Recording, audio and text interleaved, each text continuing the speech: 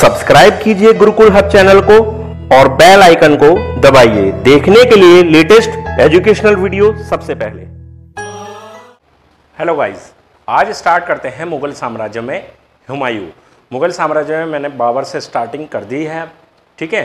और आज हम पढ़ेंगे हुमायूं और शेरशाह सूरी, क्योंकि दोनों का ही शासनकाल एक साथ रहा था, हुमायूं और शेरशाह सूरी का। तो दोनों को आज हम पढ़ेंगे और यहाँ से भी निश्चित रूप से हर बार एक दो क्वेश्चन बनता रहता है, यूपी पीसीएस में भी और एसएससी में भी कभी ना कभी कोई ना कोई क्वेश्चन आता रहता है, ठीक है। तो आज स्टार्ट करते हैं कि मुगल वंश में जो हुमायूं स्टार्ट होता है, यानी कि बाबर का जो पुत्र था हुमायूं, 1530 से लेकर 1540, पहले इसका शासन रहा था 1530 से 1540 तक, और उसके बाद 1555 से 1556। अब ऐसा क्यों हुआ? ठीक, 1540 से 1555 के बीच का शासनकाल कहाँ चला जाता है? तो ये जो शासनकाल चला जाता है ये शेरशाह सूरी के पास चला जाता है, ठीक, क्योंकि उनके बीच में युद्ध हुआ था और शेरशाह सूरी ने हुमायूं को भारत से भगा दिया था और खुद अपना शासन संभाल लिया था। तो स्टार्ट करते हैं कि हुमायूं 1530 से 1540 तक शासन रहा और उसके बाद 1555 से 1556 ईस्वी तक हुमायूं का शासन रहा। दिल्ली के निकट दीन पनाह नामक नगर की स्थापना का जो श्रेय है वो भी हुमायूं को जाता है।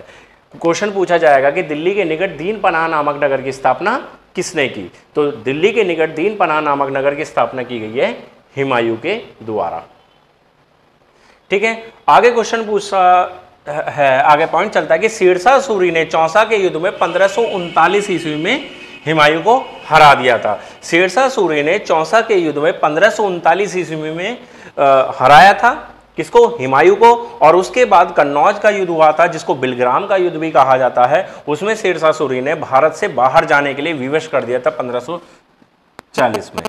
1540 ईस्वी में हुआ था बिलग्राम का युद्ध, जिसे कन्नौज का युद्ध भी कहा जाता है।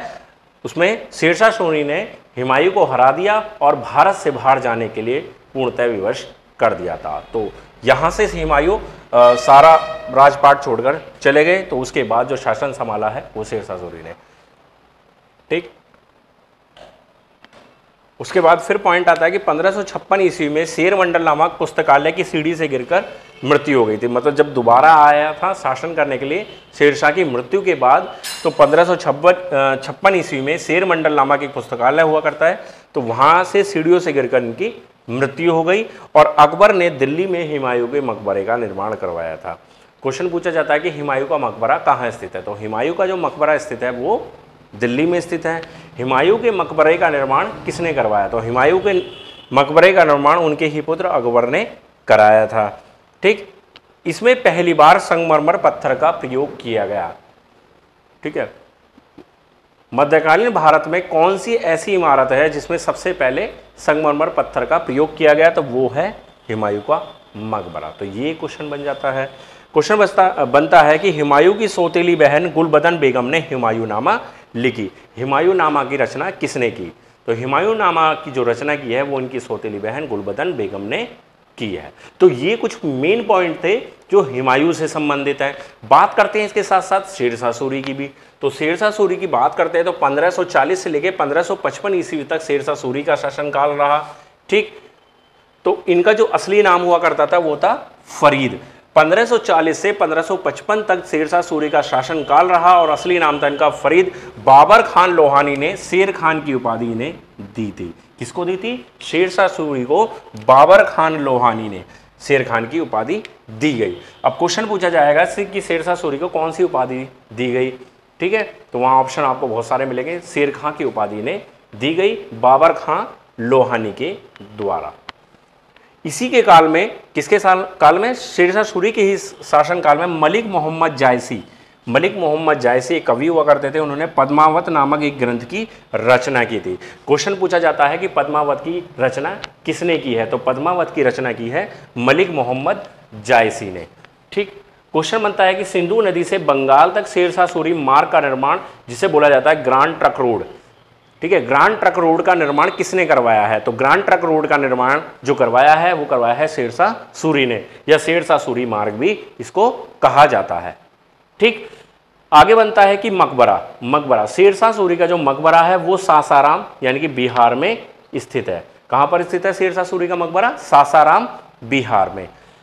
भूमि मापन हेतु गज ए सिकंदरी या सिकंदरी गज जो सिकंदर लोदी ने बनाया था भूमि मापने के लिए, गज ए सिकंदरी जो गज हुआ करता था उसका इस्तेमाल किया। किसने किया? शेरशाह सूरी ने भूमि मापन हेतु सिकंदरी गज का प्रयोग किया या गज ए सिकंदरी का प्रयोग किया।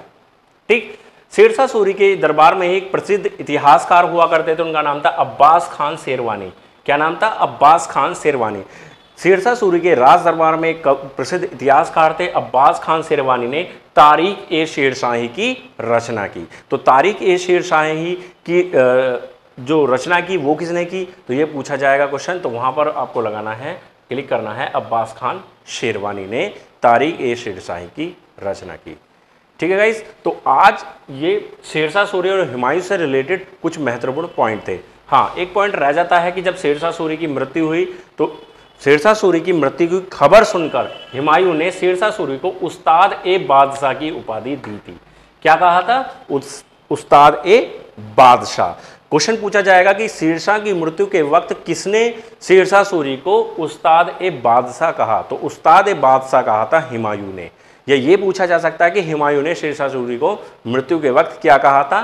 तो उस्ताद ए बादशाह कहा गया है।